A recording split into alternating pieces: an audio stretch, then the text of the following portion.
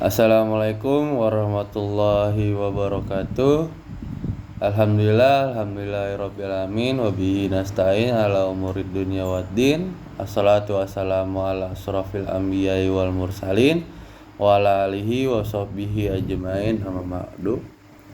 Pertama-tama yang saya hormati Ibu dosen pengampu Ibu Dr. Helna Nelis MPD selaku dosen pengampu mata kuliah pengembangan kurikulum. Selanjutnya izinkan saya memperkenalkan diri. Nama saya Gozi Rizhar Daulay dengan NIM 221210067 dari kelas PAI 4B Prodi Pendidikan Agama Islam. Baik, saya akan menjelaskan tentang implementasi pengembangan kurikulum. Mungkin sebelumnya saya akan menjelaskan terlebih dahulu apa yang dimaksud dengan kurikulum. Kurikulum merupakan salah satu komponen penting dalam pendidikan.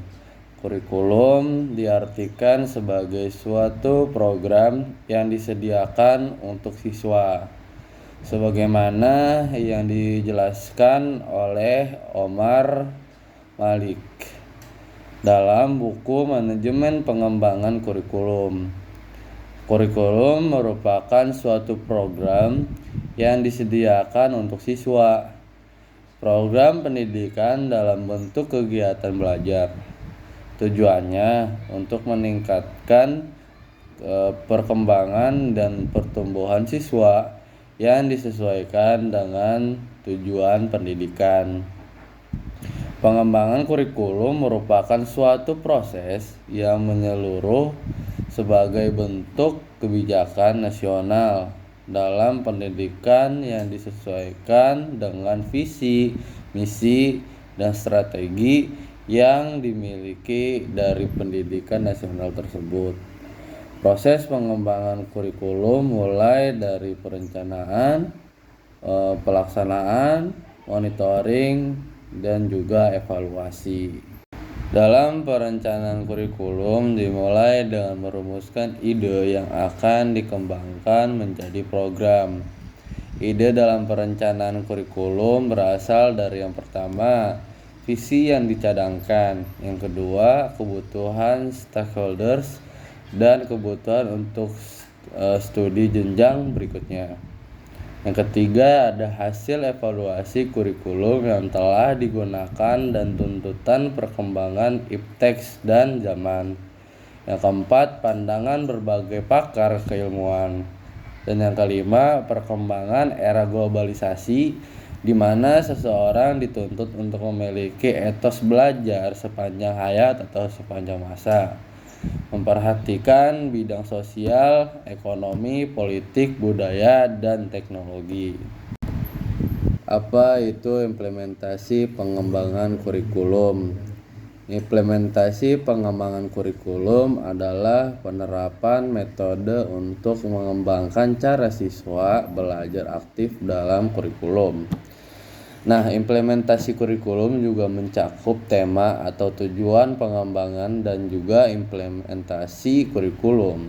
Nah, salah satu upayanya dalam implementasi kurikulum adalah dengan memanfaatkan teknologi seperti kecerdasan buatan yaitu AI. Pelatihan dan pengenalan AI kepada tenaga pendidik dapat membantu juga meningkatkan pengajaran dan juga pembelajaran. Selanjutnya itu ada beberapa tahapan pengembangan kurikulum dilihat dari tingkatannya. Yang pertama, pengembangan kurikulum pada tingkat nasional. Pengembangan kurikulum pada tingkat ini membahas pendidikan pada tingkat nasional yang terdiri dari pendidikan formal, informal, dan non-formal. Dari tingkatannya dapat dilihat secara vertikal maupun horizontal. Secara vertikal mungkin Pengembangan kurikulum dilakukan berdasarkan tingkatan pendidikan dari yang terendah sampai yang tertinggi. Sedangkan secara horizontal, pengembangan kurikulum berdasarkan pendidikan yang sederajat, seperti contoh SD, MI, dan program paket A. Yang kedua itu ada pengembangan kurikulum pada tingkatan instansi. Pengembangan kurikulum tingkat ini memiliki beberapa kegiatan yang harus dilakukan, antara lain merumuskan tujuan yang akan dicapai sekolah, menyusun SKL atau standar kompetensi lulusan, dan penetapan isi kurikulum secara keseluruhan. Standar kompetensi lulusan berupa rumusan kompetensi pengetahuan, keterampilan, dan juga sikap yang harus dicapai oleh siswa setelah mengikuti pembelajaran pada lembaga pendidikan. SKL tersebut dirumuskan sesuai dengan jenis dan tingkatannya. Standar kompetensi lulusan menunjukkan harapan masyarakat seperti orang tua, pejabat, pemerintahan, dan juga swasta tentang dunia pendidikan, dunia usaha, dan juga lain-lain, serta merumuskan harapan bagi pendidik jenjang tinggi atau dunia kerja. Nah, selanjutnya nomor 4 itu pengembangan kurikulum pada tingkat mata pelajaran. Silabus merupakan bentuk pengembangan kurikulum pada tingkat mata pelajaran. Silabus yang terdiri dari kompetensi inti, kompetensi dasar, materi pokok, kegiatan pembelajaran, indikator pencapaian, bentuk penilaian, dan alokasi waktu disusun pada setiap semester. Selanjutnya nomor 4, pengembangan kurikulum pada tingkatan pembelajaran di kelas.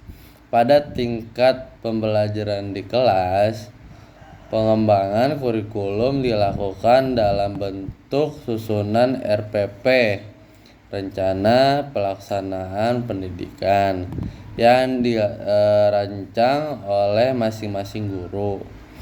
Perencanaan tersebut juga meliputi sumber belajar yang akan digunakan. Selanjutnya yaitu tahapan pengembangan kurikulum menurut para ahli. Model administratif. Model administratif adalah model tertua yang pernah digunakan. Pengembangan dengan model administratif dilakukan oleh administrator pendidikan yang membentuk suatu tim pengarahan pengembangan kurikulum.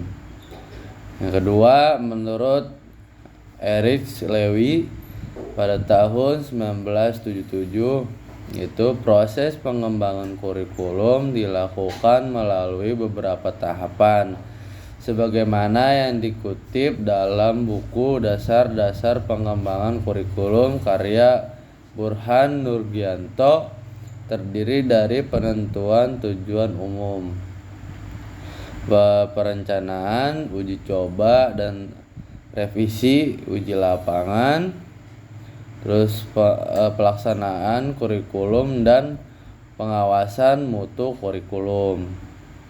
Yang ketiga, terdapat tahapan pengembangan kurikulum dengan model Rogers.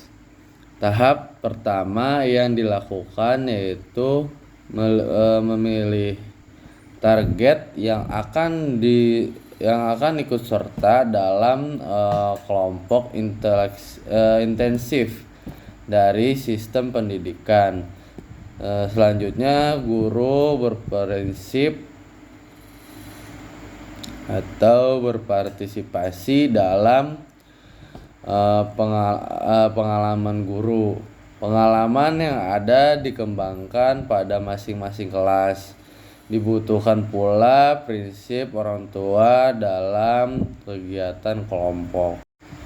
Selanjutnya yang nomor 4 menurut Taylor. Menurut Taylor, tahapan pengembangan kurikulum terdiri dari 4 tahapan, mulai dari menentukan tujuan hingga penilaian. Yang pertama, menentukan tujuan pengembangan kurikulum. Tahapan yang harus dilakukan pertama yaitu menentukan tujuan dari pengembangan kurikulum, sehingga dapat diketahui arah dan sasaran penciptaan pendidikan. Kedua, menentukan pengalaman belajar siswa. Setelah menentukan tujuan, kemudian dapat tahap selanjutnya dilakukan menentukan pengalaman belajar, learning experience. Pengalaman belajar merupakan kegiatan interaksi siswa dengan lingkungan. Pengalaman belajar siswa dapat ditemui dalam proses pembelajaran. Terdapat beberapa prinsip dalam menentukan pengalaman belajar, yaitu pengalaman disesuaikan dengan tujuan yang hendak dicapai. Setiap pengalaman harus memuaskan siswa.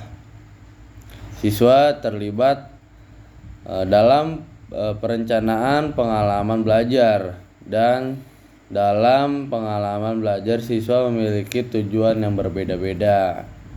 Yang kelima, menurut